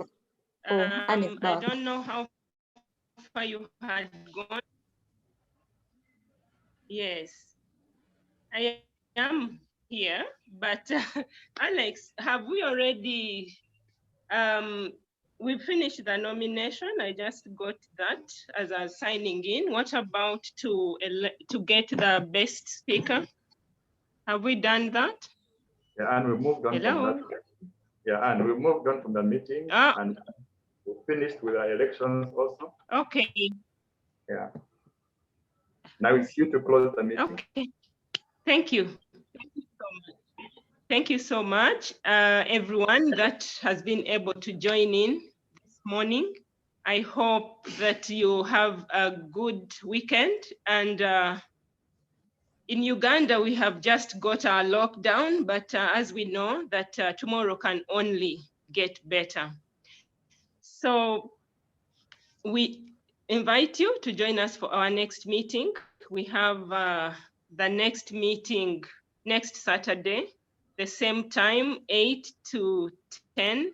That is when we shall also be handing over to the next team, the EXCO team that is incoming. So please do join us for that meeting as well. And I wish you a nice weekend. Thank you for loving Kampala Sunrise. Have a great weekend. You can stay around and interact with us so that we can get to know you more. Bye.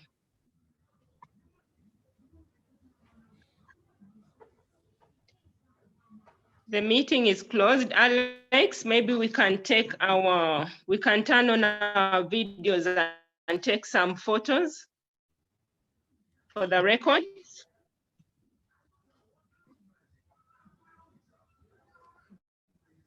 Yeah, style up.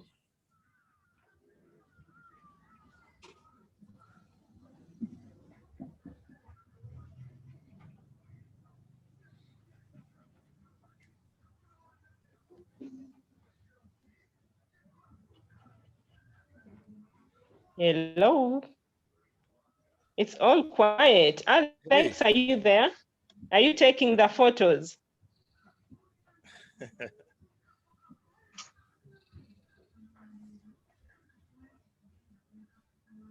Okay, so we could have some guests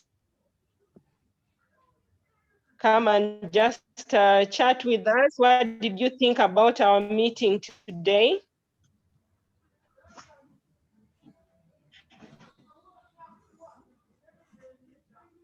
Thank you. Hello, Anne. looks like Hello. people have already left the meeting. Hello, Anne. Can you hear me? We can hear you. Go on. Yes. The guest for today, my name is Barbara Mujeni. I was invited by Yes, I can. I was invited by Alex Agawa, and I'm honored to join join this meeting. I found the discussions very timely, very relevant for the times we're living in right now. I found the speakers very challenging in terms of what, takeaway points on what to do. I really enjoyed my time today. I was a bit hesitant to join at the start, but I'm really glad that I spent these 2 hours of my Saturday morning with you guys. And I hope that I'll be joining Toastmasters.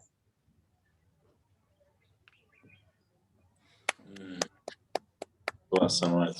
Thank you, Barbara. I also would like to share, actually, it's my first time to join Sunrise. And I just want to thank Alex for reaching out. But just to say that it's been my most interesting, exciting, very rich session. So I will be joining you more often. I have learned a lot. I will take a number of things to Kampala Toastmasters as well. I just loved it from A to Z. Thank you so much for having me. Thank you, Deborah. Thank you. I think I really enjoyed your speech. It was very, very informative. I liked it.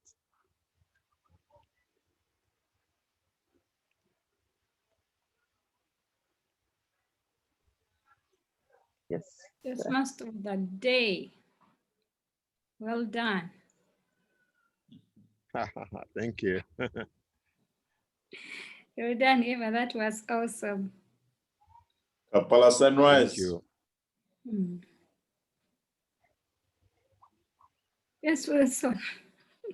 Round robin is gold. I wish every club can do that. Be part of Kampala Sunrise now. that was the best part. I'm going to be your Toastmaster of the day next weekend. Wilson, you're welcome. That was really good. Really, really nice. Oh, Barbara. Barbara is on the call. Hi, Barbara. Hi. Good to see you. Thank you, Deborah. Deborah, you did well as a speaker. Speaker one. What a way to really get us running. Thank you. Thank you. Yeah. Okay, I'll say my goodbye now and catch you soon. Deborah. Yes. Deborah, before you go. Yes, please. Deborah. Yes. Before you go. Yeah. I would like to ask how you came up with that topic of leadership. Oh, to be very honest, I'll be very honest with you. I like the Ubuntu concept. So I actually came up with a topic before I did my research. And then when you get the material from the Toastmasters base camp, it was quite, I was thinking I should have done my research first and then concluded on the topic.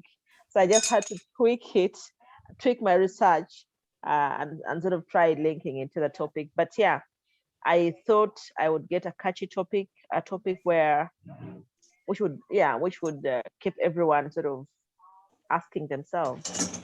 So that's simply how I came up with it. Would you like to share some behind the scenes? Yes, actually. So I had to prepare with my children and my son and my daughter at night. So I did my research. I thought, oh, this is very interesting. Got all the leadership types there. And the rest of it, of course, was to marry it or relate it to my sort of experience. That's where the stories came. I like storytelling a lot. I like to relate real experience to sort of anything I share. And so they recorded me as I was speaking. They said, oh, ma'am, this is 8 minutes now. I think we remove a leader's born or made kind of thing. So I practiced with my son and my daughter for about an hour and then went off to bed. So I'm very happy with how it turned out. But I did quite a bit of research last night with the Toastmasters resources, which were readily available. That was very helpful. And yeah, sort of helped me put it together. Yeah. Yeah. It came out so well. I think if we really had to vote, I think we cannot be the best. Thank you. Thank you. Emma, would you want to know Joshua's Mukisa's story? Oh, that was funny. I beg your pardon? Joshua, are you in the call? Joshua's live. I still see him on the call, although he's muted. It was quite this story. It was the story. I laughed so hard. It's so fresh. We're not used to some speeches. Very creative. Yeah. I think it's the way to go. Sharing a personal story. The dialogue was there, and I just like the twist. Like Judy said, if you didn't know communication styles, today you understood them. Yeah. There's no way you can miss it. And yeah. such a perfect way. Yeah, it was good. It was really lovely. I truly enjoyed it. Yeah. All right. Thank you, guys. Thank you. Yeah. Bye. Okay. Bye. All right, guys. Thank you, TMOD. Great job. Have a lovely weekend, everybody. Thank you. Thank you, everyone. Well done. Have a lovely weekend. The weekend. Bye-bye. Bye.